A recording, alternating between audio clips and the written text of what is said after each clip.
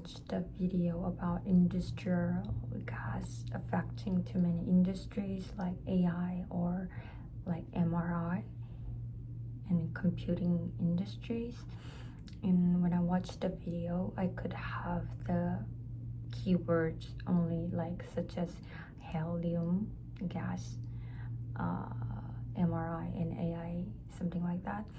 But I could not fully understand the detailed information because they used like technical words in the speaker set really fast. And next time I think I should study, or like before the vetting call, or before listening to the video, I think I need to study the technical words and search for them before watching, and use subtitles and rewatch them, and reply the short parts of the which I felt difficult. Yeah, and this video explained that why helium is becoming an important gas or resource. And helium is not only used for like things to float up, or the balloons, and it is also needed to like MRI machines, computer chips, data centers, and AI technology. And they said like Australia may have a large amount of helium underground, like Whitfield, and a company in South Australia like found high purity helium and plans to produce it commercially. And however, it is really expensive and very limited resource, and once helium escapes into the air, it cannot be recovered.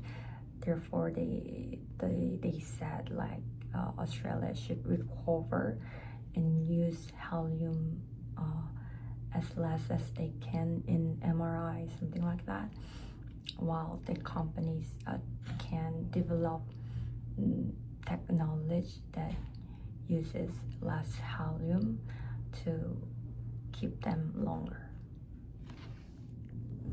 Today I watched a video about the semiconductor value chain, as I had done multiple projects about semiconductor.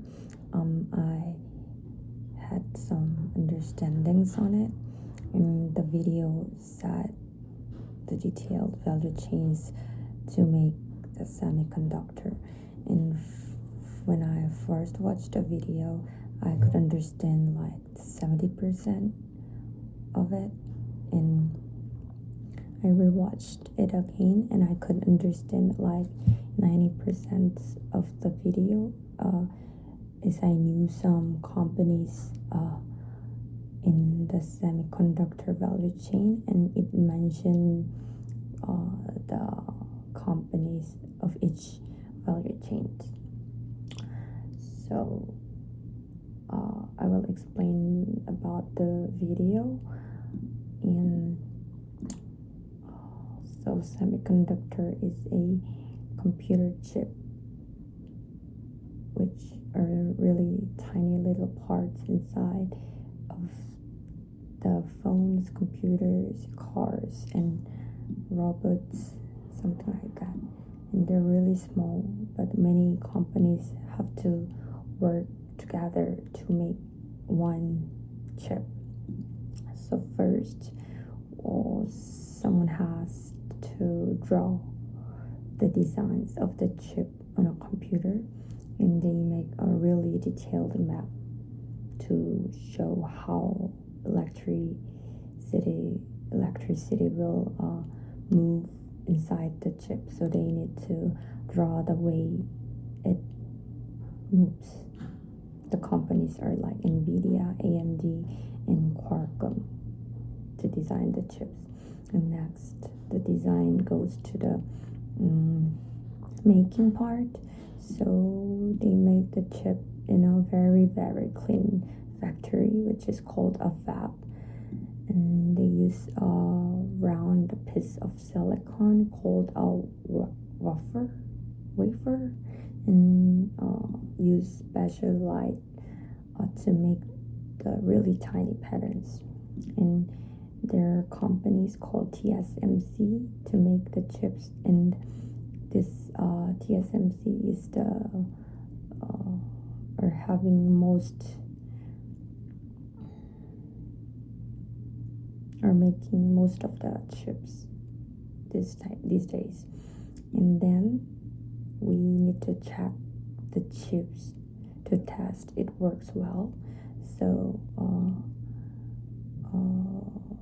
the testing companies make sure that it works properly and wrap it in a protective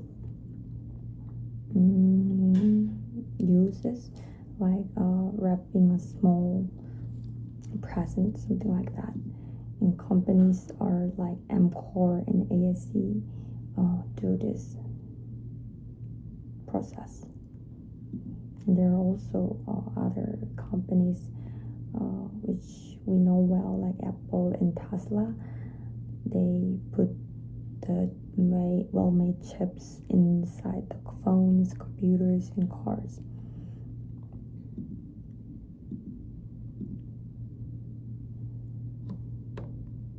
So through this video, I could understand the value chain of the semiconductor, how it is made from bottom to the top.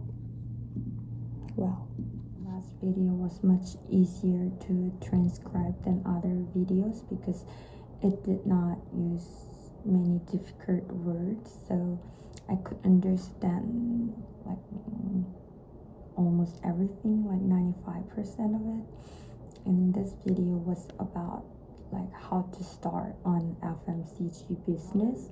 So FMCG means like fast moving consumer goods.